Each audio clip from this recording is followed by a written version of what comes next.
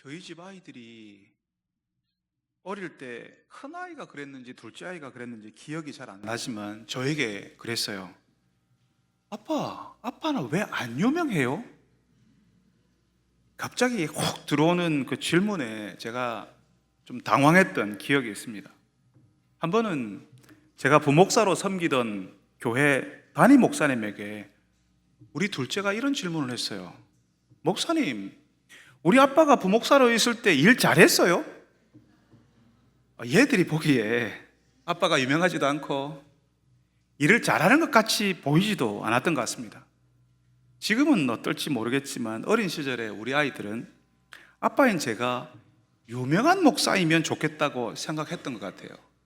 아빠가 유명한 목사면 좋겠는데 유능해 보이지도 않으니까 안타까워서 그랬는지 저희 예전 담임 목사님에게 그렇게 물었던 거죠. 우리 아빠 일 잘했어요? 사실 유명해지면 좋아지는 것이 많거든요. 유명하면 여기저기서 설교해달라고 요청이 들어오고요. 우리 교회 목회자로 올 수 없겠다는 청빙도 받습니다. 자연히 목회자 생활의 대우가 많이 좋아지겠죠. 사람들이 많이 찾으니까 영향력도 생기고 그 영향력이 그 목회자의 힘이 되기도 합니다. 유명해지면 좋은 점이 있습니다. 근데 우리 아이들에게는 미안하지만 제가 유명한 목사가 되게 해달라고 기도한 적은 없습니다.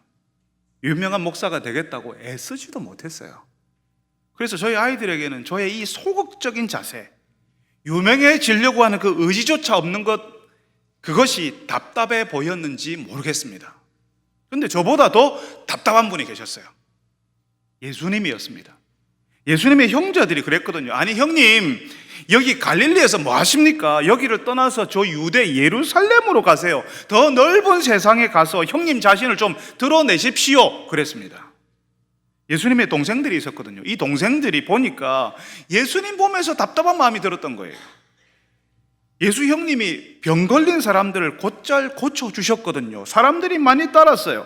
여러분 요한복음 5장에 보면, 오늘 우리는 7장을 걷는데 요한복음 5장에 보면 예수님이 예루살렘에 가셨다가 38년 된 병자를 고치신 적이 있었어요. 예루살렘에 있던 사람들이 그 이야기를 들었거든요. 예수님 그 이야기 때문에 예수님 이름이 많이 알려졌어요. 그러니까 동생들이 그러는 거죠. 그런 능력이 있으신데 사람 많은 데 가서 그 능력 좀 보여주고 유명해지고 힘도 없고 재물도 없고 그러라고 여기 이 갈릴리에서 뭐 하시냐고 하는 거죠.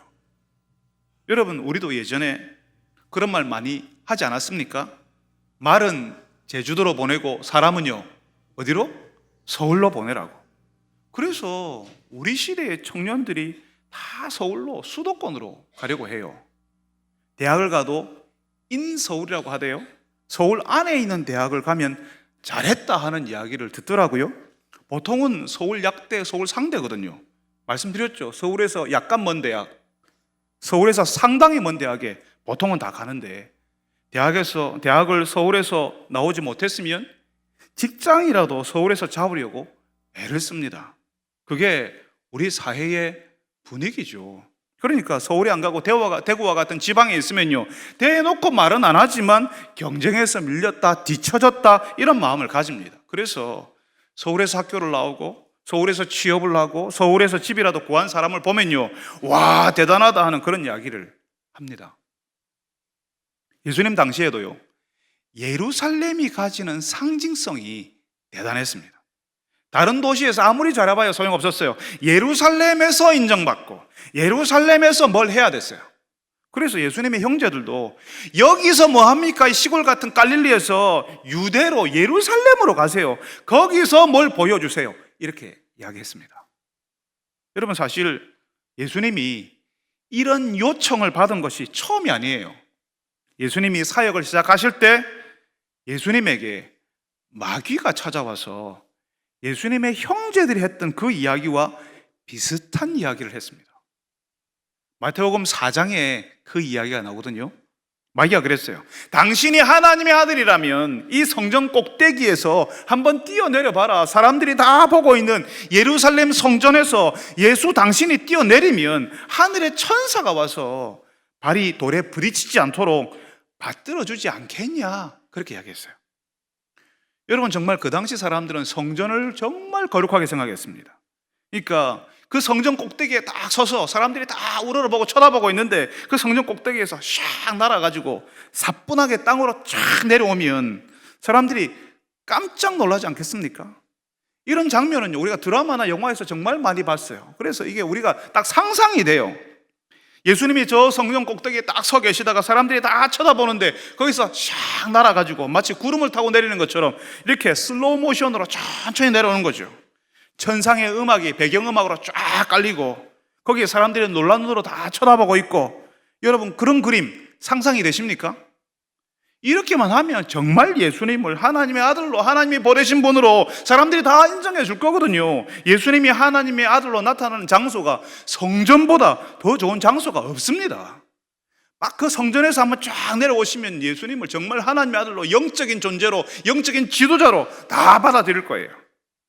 예수님이 특별하게 보이고 멋지게 보일 겁니다. 사람들이 깜빡 넘어가겠죠. 단숨에 유명해지고 예수님을 우리의 지도자로 모시는 일이 딱 벌어지게 될 겁니다. 예수님의 형제들이 그런 그림을 가지고 있었어요. 아니, 예수 형님 유대로 예루살렘으로 가서 사람들이 입이 딱 벌어지게 그렇게 한번 보여보세요. 지금 사람 많을 때 명절에 지금 가서 그렇게 한번 해보세요.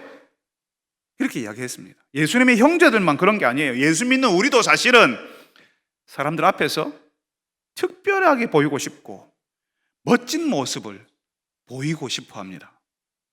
우리가 교회의 직분자이거나 리더이거나 아니면 나이가 많거나 선배이거나 그러면요, 우리 이런 생각을 더 많이 가지게 됩니다.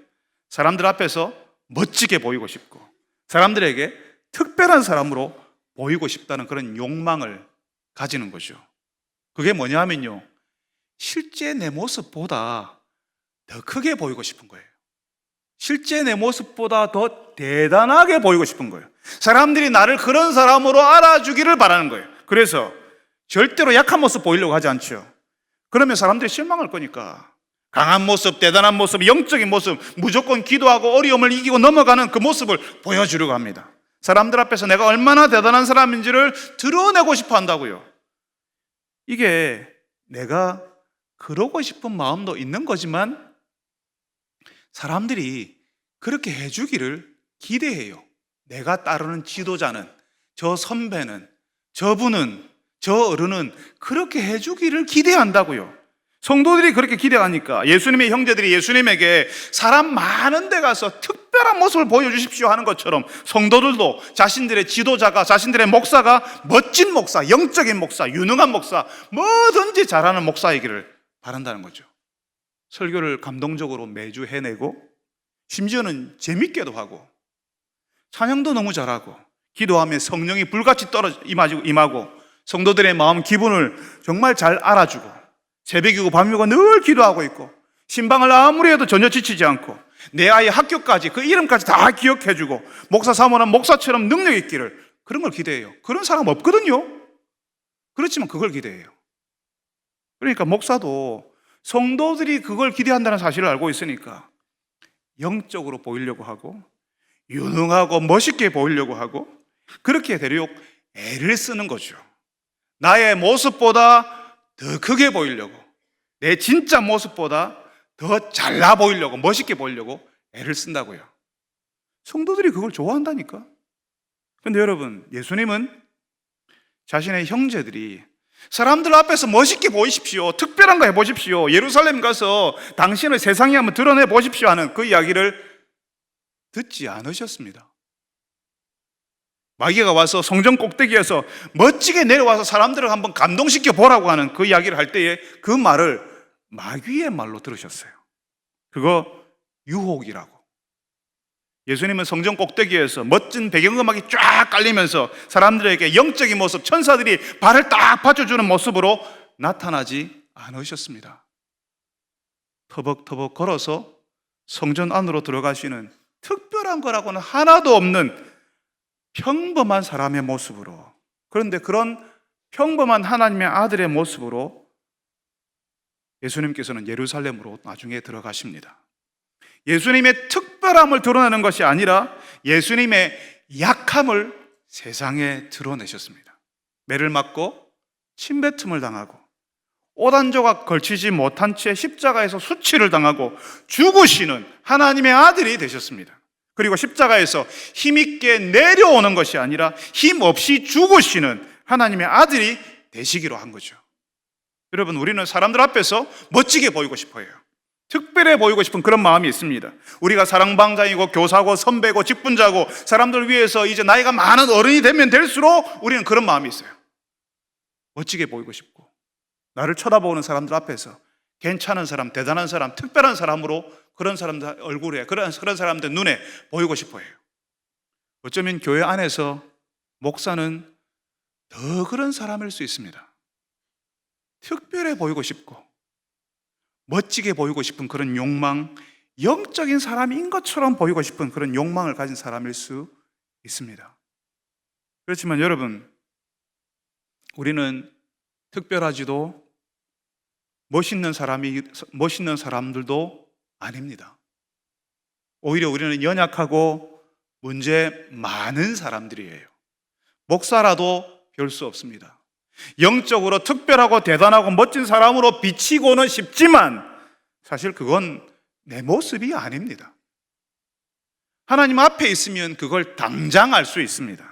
그런데 사람들 앞에서는 이상하게 특별한 사람으로, 멋진 사람으로 보이고 싶은 그런 욕망을 가지더라고요. 여러분, 우리가 특별해 보이고 멋지게 보이려고 하는 것을 포기할 때, 우리가 멋지게 보이려고 하지 않을 때, 우리가 특별하게 보이려고 하지 않을 그때 우리는 하나님 앞에서 진실해질 수 있습니다. 사람들 앞에서 대단해 보이려고 하는 것을 내려놓을 때 우리는 하나님의 뜻에 귀를 기울일 수 있고 하나님이 원하시는 길을 우리가 걸어갈 수 있습니다. 사랑하는 여러분들이 사람들 앞에서 멋지게 보이고 싶고 대단한 사람인 것처럼 보이고 싶은 그 마음 내려놓을 수 있는 분들이 되시기를 바랍니다. 오직 하나님의 은혜가 필요한 연약한 사람이라는 것을 기억하는 분들이 되시기를 바랍니다. 예수님의 형제들이 사람 많은 데서 유대 예루살렘 가서 스스로를 드러내라고 하는 그 말을 예수님 듣지 않으셨죠? 이때가 그 당시에 유대인의 명절 초막절이었거든요. 그러면 웬만한 유대인들은 예루살렘에 성전 가서 예배 드리고 거기 축제에 참여했습니다. 수많은 사람들이 모인다는 거죠. 거기서 그 많은 사람들이 모이는 곳에서 특별함을 드러내라, 멋진 모습을 드러내라 했는데 예수님은 예루살렘에 올라가지 않고 형제들만 올라가라 했어요. 우리가 읽은 말씀 8절에 너희는 명절에 올라가라. 내 때는 아직 차지 못하였으니 나는 이 명절에 아직 올라가지 아니하노라. 분명히 예수님은 명절에 안 간다 했어요. 예루살렘에 안 간다고 했어요. 근데 10절에 보니까, 나중에 보니까 예수님이 예루살렘에 가셨대요. 이게 뭐죠? 그 형제들이 명절에 올라간 후에 자기도 올라가시되 나타내지 않고 은밀히 가시니라. 예수님이 예루살렘에 가시기는 가셨는데 어떻게 하셨다고요? 나타내지 않고 은밀히 가셨다. 여러분, 예수님의 형제들은 예수님이 어떻게 하기를 바랬다고요? 나타내라고, 좀 멋지게 보이라고, 특별하게 보이라고. 근데 많은 사람들에게 그렇게 하라고 했는데 예수님은 어떻게 하셨다고요? 나타내지 않고 은밀히 가시니라. 여러분, 이 은밀하게라고 하는 말이요, 은밀히라고 하는 말이요, 마태복음 6장 6절에 또 나오고 있어요. 예수님께서 기도할 때 어떻게 기도해야 될지를 알려주는 말씀인데요, 너는 기도할 때에 네 골방에 들어가 문을 닫고 은밀한 중에 계신 네 아버지께 기도해라. 은밀한 중에 보시는 네 아버지께서 갚으시리라. 은밀한 중에 계신 네 아버지께 기도하고 은밀한 중에 보시는 네 아버지께서 갚으신다. 그래서 하나님을 어떻게 묘사하냐면 은밀하시다, 은밀한 중에 계신다, 은밀하게 보신다, 이렇게 말씀하세요. 마태복음 6장에 나오는 그 말씀이, 왜냐하면 사람들 많은 데서 큰 소리로 자기를 막 드러내면서 멋지게 기도하는 그 모습에 스스로 감동돼 가지고 그렇게 기도하는 사람들이 있었다는 거죠. 많은 사람들 앞에서 눈 딱 뜨고 큰 소리로 막 기도하는 사람들이 있었다는 거죠. 그런데 예수님께서 그렇게 기도하지 말고 골방에 들어가서 은밀한 중에 계시는 하나님께 기도해라, 이렇게 말씀하시거든요. 사람들 있는 데서는 기도하면 안 된다 이렇게 말씀하신 게 아니에요. 사람들 안 보이는 데서만 기도해라 이렇게 말씀하신 거 아니라고요.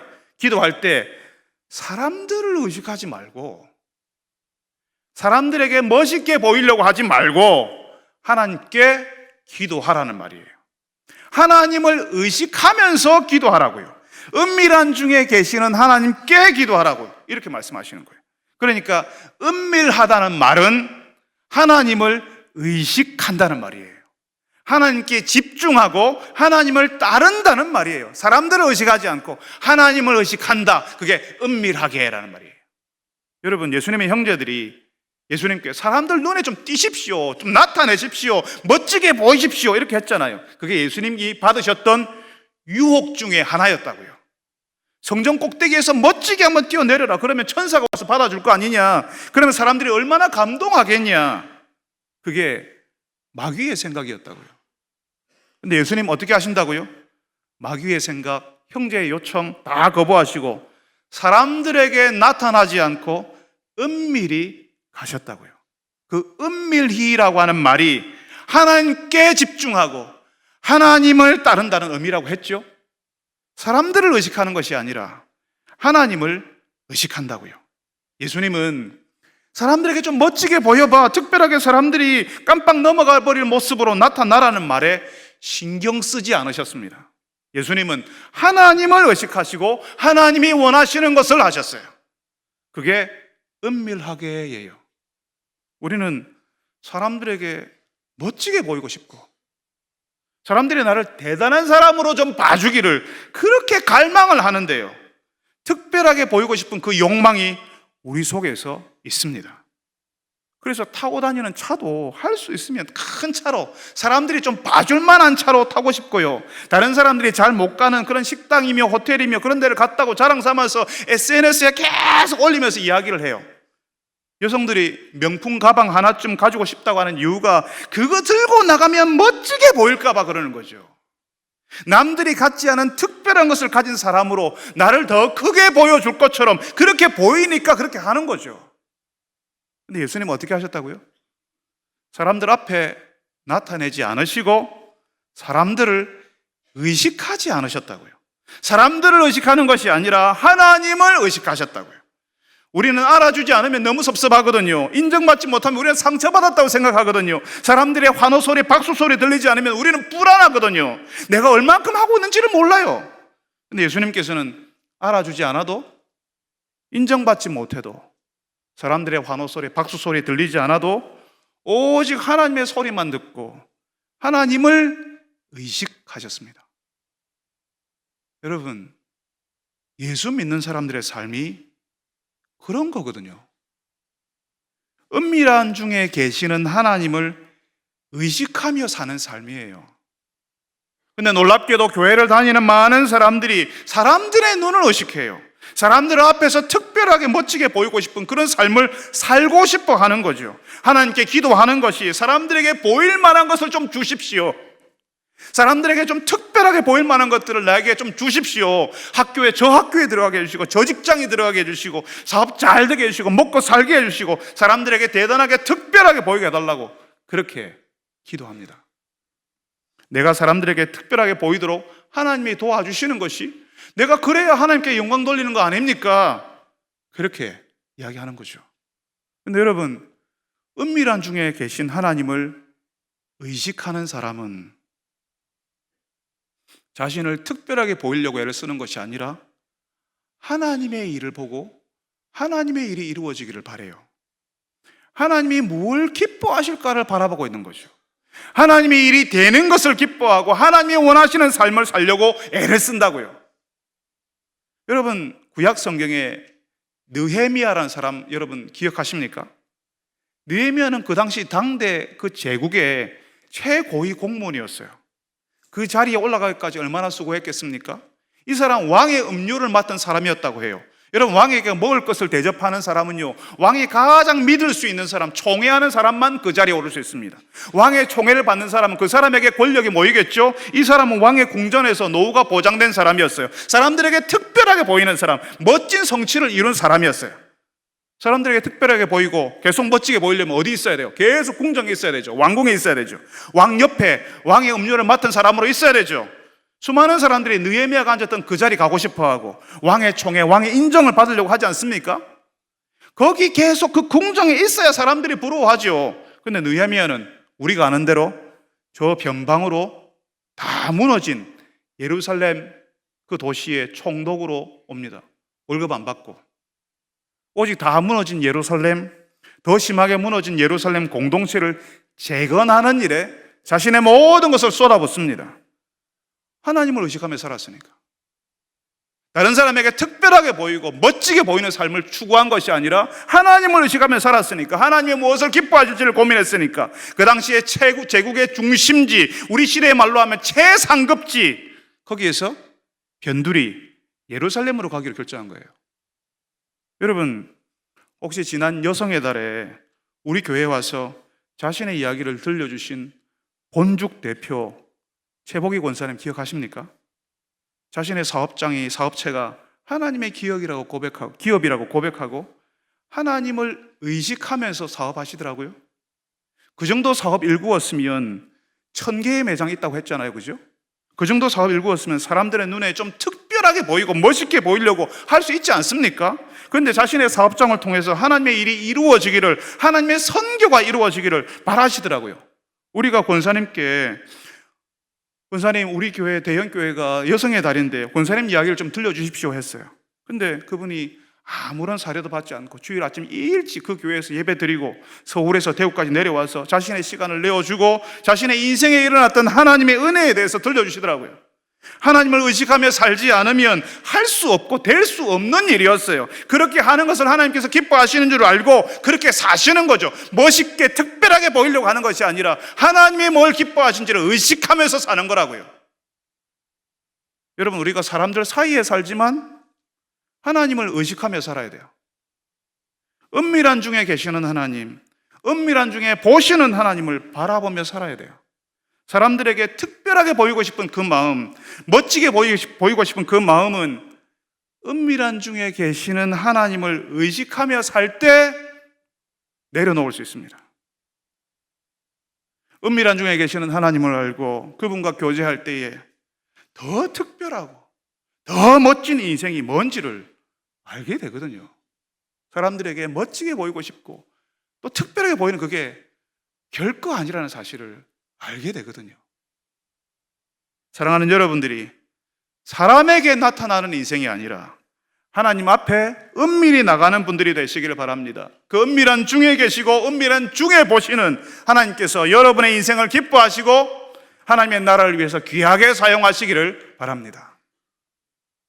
여러분, 예수님이 은밀하게 예루살렘으로 가셨어요. 그 예수님에 대해서 사람들은 이제 수군거리기 시작했어요. 제가 지난주에 우리 시대 사람들이 어디를 가든지 뭘 먹든지 먼저 뭘 본다고 했죠? 후기를 본다고 했죠. 네이버 평점 4.5, 4.6, 4.7, 구글 평점 다 확인하고 난 다음에 거기 가도 괜찮겠네, 그거 맛있겠네, 이렇게 한다는 거죠. 예루살렘에서도 예수님에 대한 후기가 있었어요. 어떤 사람들은 예수님을 좋은 사람이라 하고 어떤 사람은 예수님이 사람들을 미혹한다고 했어요. 후기가 막 깔리는 거죠. 여러분, 이 후기란 게요, 좋은 것과 안 좋은 것이 같이 있으면 결국 안 좋은 것이 돼요. 대형교회 아이비 카페에 가봤는데 커피가 맛있어요, 아르바이트 학생이 친절해요, 홀 내부가 깨끗해요, 이런 좋다는 후기가 여러 개 달려도요, 어떤 사람이 대형교회 아이비 카페에 절대로 가지 마세요, 화장실 막혔어요, 주방 위생 상태 엉망이에요 하면 그런 내용 올라오면 끝입니다. 다른 게 아무리 좋아도 이런 결정적인 한두 개가 그냥 좋은 이야기를 다 잡아먹어 버려요. 우리가요, 좋은 이야기에 반응하는 것이 아니라 좋지 못한 이야기에 두려움을 느끼거든요. 커피만 아무리 좋다고 해도 화장실 막혔어요 한 그 한 방에 다 끝나버려요. 예수님에 대한 소문이 뭐라고 났다고요? 좋은 사람이야 라고 하는 이런 것도 있었지만 아니야, 사람들을 미혹하는 사람이야, 다른 말로 하면 속이는 사람이야, 이런 소문이 나니까요, 이게 더 크게 느껴지는 거예요. 예수님의 말씀을 한번 들어볼까 해도 혹시 속이는 말을 하고 있는 게 아닐까? 내가 속고 있는 게 아닐까? 그런 의심이 든다고요. 교회에 아내를 보내는 남편들이 있잖아요. 그 남편들이 동일하게 가지는 감정이에요. 우리 아내가 교회 가서 속고 있는 게 아닐까? 깊이 빠지는 게 아닐까? 이런 마음을 가지고 있다고요. 여러분, 얼마 전에 국가인권위원회 위원장 청문회가 있었어요. 안창호 국가인권위원회 위원장을 앉히는 청문회가 있었는데, 이분이 예수 믿는 분이에요. 거기 질문하는 국회의원들이요, 이분에게 창조를 믿느냐, 6일 동안에 창조한 것을 믿느냐, 차별금지법을 반대하냐, 성소수자에 대해서 어떻게 생각하냐, 이런 질문들을 쏟아냈어요. 이분이 가진 신앙에 대해서 질문들이 다 몰렸어요. 왜냐하면 다른 거 건드릴 게 없거든. 그분의 신앙 말고는 건드릴 게 없으니까 그 신앙의 모든 질문들이 포커스가 맞춰져 있어요. 창조를 믿느냐, 차별금지법에 대해서 왜 반대하냐, 성소수자에 대해서 어떻게 생각하냐. 그러니까 그 이제 청문회가 막 이렇게 사람들에게 막 알려지고 이제 신문에 나오잖아요. 매체에 나오잖아요. 여러 신문이나 매체에서요, 안창호 위원장을 향해서 상식적이지 않다, 망상에 빠져 있다, 뭐 이런 평가를 내렸어요. 그러니까 예수 믿는 사람들이 창조론을 믿는 거 보니까, 저런 과학적이지 않은 것들을 믿는 걸 보니까, 성소수자를 우리 시대의 다른 관점으로 바라보니까 상식적이지도 않고 망상에 빠져 있다는 거죠. 우리 사회 분위기가요, 예수 믿는 것을 상식적이지 않고 망상에 빠져 있는 것으로 받아들인다는 거죠. 그러니까 우리가 예수님을 좋은 분이라고 아무리 말해도, 예수님 참 좋은 분이에요 라고 말해도 이 사회가 아니야, 사람들을 미혹하는 거야, 사람들을 속이고 있는 거야, 이렇게 이야기한다고요. 여러분, 예수님이 사람들을 속인다, 미혹한다는 말을 그 당시에 정치하는 사람들, 지도자들, 영향력 있는 사람들이 이야기했어요. 그 사람들 영향력 있거든요. 사람들 앞에서 특별하게 보이고 멋있어 보이는 그 사람들이 그런 말을 했어요. 그 특별하고 멋있어 보이는 그 사람들이 예수는 사람들을 미혹하고 있어, 속이고 있는 거야, 그게 사람들에게 확 퍼져나가는 거죠. 예수님에게 병고침을 받았고 예수님의 사랑을 경험했던 사람들이 아니에요, 예수님 참 좋은 분이에요 해도 소용없어요. 힘 있는 사람들이 예수는 속인다니까, 그 한 방에 분위기가 다 넘어가 버린다는 거죠. 그러니까 예수는 속이는 사람이야, 사람들을 미혹하는 사람이지 않은 그런 분위기가 예수님 당시에도 형성되어 있었고 우리 시대에도 아직도 형성되어 있습니다. 아주 깊게, 아주 넓게, 그리고 아주 오랫동안 지속적으로 이런 분위기가 우리 사회를 덮고 있습니다. 국가인권위원회 위원장 청문회에 이분이 예수 신앙에 대한 소신을 밝혔어요. 사실 다른 사람들은 아무도 자신 신앙을 밝히지 않아요. 불리하거든. 신앙을 밝히면 밝힐수록 불리하거든, 우리 시대에. 근데 이분은 자신의 예수 신앙의 소신을 밝혔어요. 그러니까 뭐라 하냐면 상식적이지 않다, 망상이다, 이러지 않습니까? 국회의원들이 그런 말을 하고 그 사람들의 말이 신문 방송에 쏟아져 나오니까요, 이 시대의 많은 사람들이 예수 믿는 것을 어리석은 것으로 생각한다고요. 예수님을 좋게 생각하는 사람들조차도 예수님 이야기하는 것을 두려워해요. 우리 사회가 그러니까 예수 믿으면 의식 없는 사람, 상식적이지 않은 사람, 망상에 빠져 있는 사람이라는 그런 분위기가 우리 사회에 있으니까요. 그러니까 직장에서 나 예수 믿는다는 말 못하죠.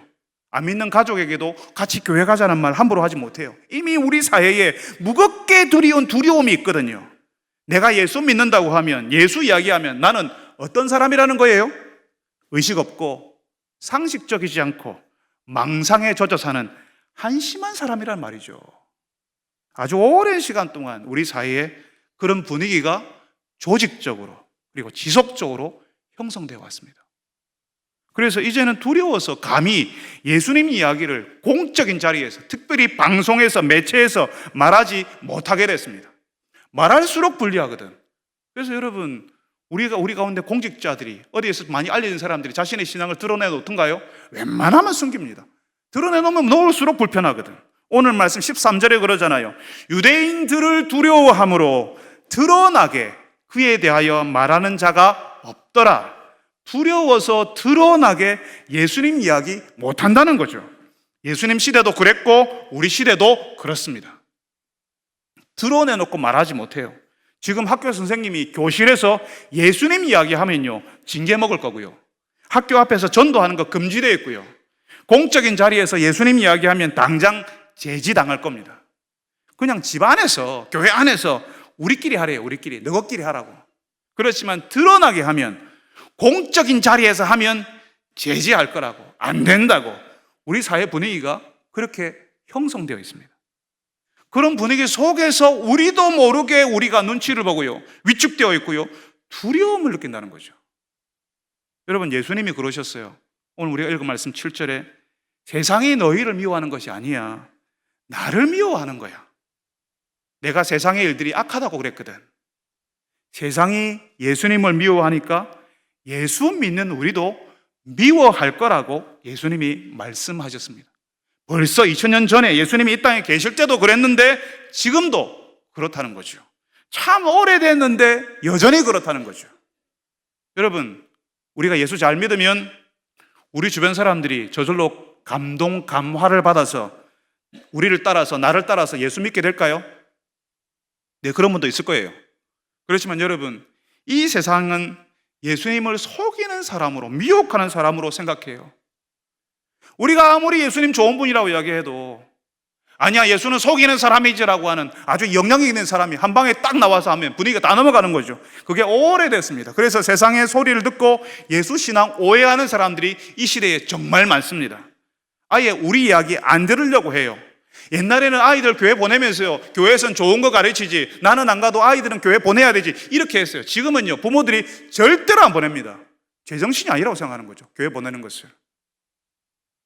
아예 우리 이야기를 듣지 않습니다. 교회 오면, 예수 믿으면 상식적이지 않고 망상에 젖은 사람이 될까 봐서 그러는 거죠. 그렇지만 여러분, 우리가 예수님 참 좋은 분이에요 라고 말할 때 그 이야기를 듣고 우리 신앙에 귀를 기울이는 분들도 있을 겁니다. 하나님께서 우리에게 그런 사람 만나게 하실 겁니다. 우리가 경험한 예수, 우리에게 찾아온 그 은혜, 하나님의 사랑을, 그 사랑의 이야기를 들은 사람들을 하나님께서 만나게 하실 겁니다. 여기에 계신 여러분들이 그렇게 해서 예수 믿게 된 거 아닙니까? 여러분, 우리는 예수님이 다시 오실 때까지 오해받을 거예요. 예수 믿는 것이 상식적이냐 망상 아니냐 하는 그런 이야기를 우리는 계속 들을 겁니다. 여러분, 각오하셔야 됩니다. 그렇지만 여러분, 참 놀랍게도 도무지 예수 믿을 것 같지 않은 인생이 예수 믿게 되는 것을 우리는 같이 보게 될 겁니다. 여러분의 남편이 그런 분 아니었습니까? 여러분도 예전에는 그런 분이었잖아요. 예수 믿을 거라고는 상상도 못했던 인생 아니었습니까? 그런데 하나님께서 놀랍게도 이런 사회 분위기 속에서 예수 믿는 것이 상식적이냐 망상 아니냐라고 하는 이런 분위기 속에서 예수 믿는 일들이 가능하도록 하나님께서 하고 계시잖아요. 우리 신앙을 상식이 아니라고, 망상이라고 하는 분위기가 깊게 그리고 크게 넓게 우리를 덮고 있지만, 그래서 나를 망상에 젖은 사람이라고 보는 그 사람들의 평판이 두렵기는 하지만 그 두려움 앞에서 하나님을 의식하는 분들이 되시기를 바랍니다. 그런 분위기 속에서도 하나님께서 일하신다는 사실을 알고, 사람들에게 은혜 주시는 하나님이라는 사실을 알고, 은밀한 중에 계시는 하나님을 의지하는 분들이 다 되시기를 바랍니다. 거룩하신 아버지 하나님, 세상에 예수 믿기가 참 어렵게 되었습니다. 우리가 아무리 예수님을 좋은 분이라고 해도 우리 일상 가운데, 우리 현실 가운데 찾아오시는, 우리에게 사랑을 부어주시는 은혜의 하나님이라는 사실을 말해도 주님, 우리 이야기를 듣지 않는 현실 가운데 우리가 살아갑니다. 조용히 하라고. 예수 믿는 이야기를, 예수 이야기를 못하게 두려운 공포의 분위기를 이 사회가 조장해냅니다. 그럼에도 불구하고 우리 가운데 예수 믿는 사람 나오게 하시고, 내가 예수 믿게 하시고, 이런 분위기 속에서 하나님을 인정하고 받아들이며 그 하나님의 은혜에 기뻐하게 해주시니 주님 감사합니다. 주님이여, 우리의 가정에 부모님들이 그랬고 우리의 배우자가 그랬고 도무지 예수 믿을 것 같지 않았던 그 사람들을 이런 분위기 속에서 예수 믿게 하시는 놀라운 일들이 벌어지게 하신 것을 저희들이 압니다. 주님이여, 이 분위기 속에서도 여전히 은밀한 중에 계시며 은밀한 중에 보시는 그 하나님을 의식하며 사는 저희들이 되게 하여 주시옵소서. 예수님의 이름으로 기도합니다. 아멘.